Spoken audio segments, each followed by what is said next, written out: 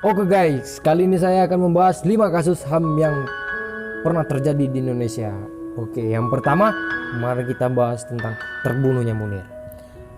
Nah, aktivis HAM paling berpengaruh di Indonesia, Munir Said Tholib, ditemukan meninggal di dalam pesawat jurusan Jakarta ke Amsterdam pada 7 September 2004. Namanya melambung saat dia menjabat sebagai Dewan Kontraks atau Komite untuk Orang Hilang dan Korban Tindak Kekerasan. Dia membela para aktivis yang menjadi korban penculikan tim Mawar dari Komando Pasukan Khusus Tentara Nasional Indonesia.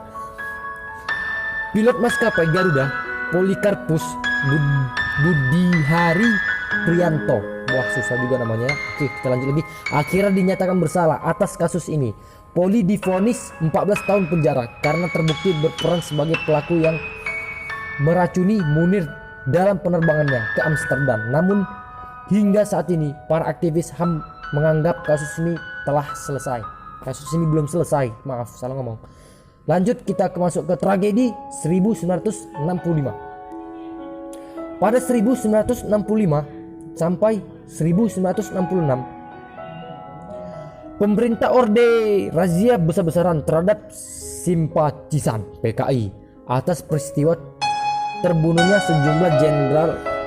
Razia itu dikenal sebagai operasi pembersihan PKI. Saat itu ada 5.000 hingga 3 juta warga tewas dibunuh, ribuan lainnya diasingkan dan sisanya hidup di mendapatkan stigma sebagai PKI. Akibatnya Komnas HAM balik menuding Komando Operasi.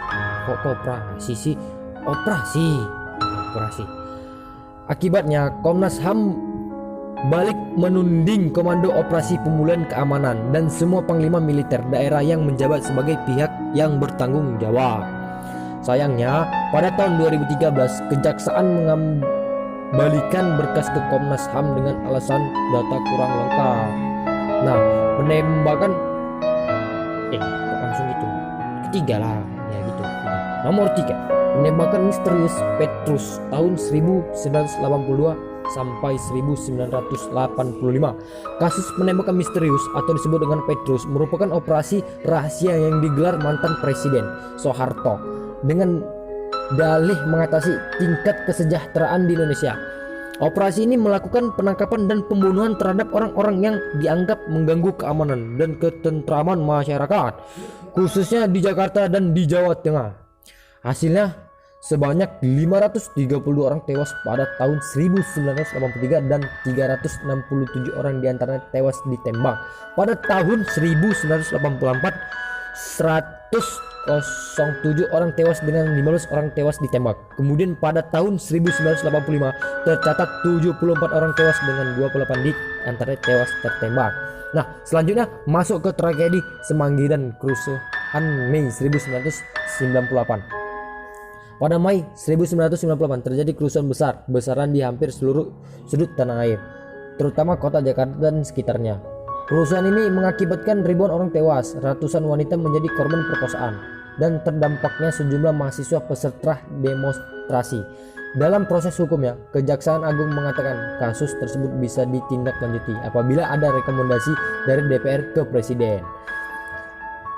Lanjut, kita masuk ke yang kelima, tragedi Wamena atau disebut dengan 4 April 2003. Nah, pada 4 April 2003 pukul 1 waktu Papua, sekelompok massa nggak dikenal membobol gudang senjata markas Kodim 1702 atau disebut dengan Wamena.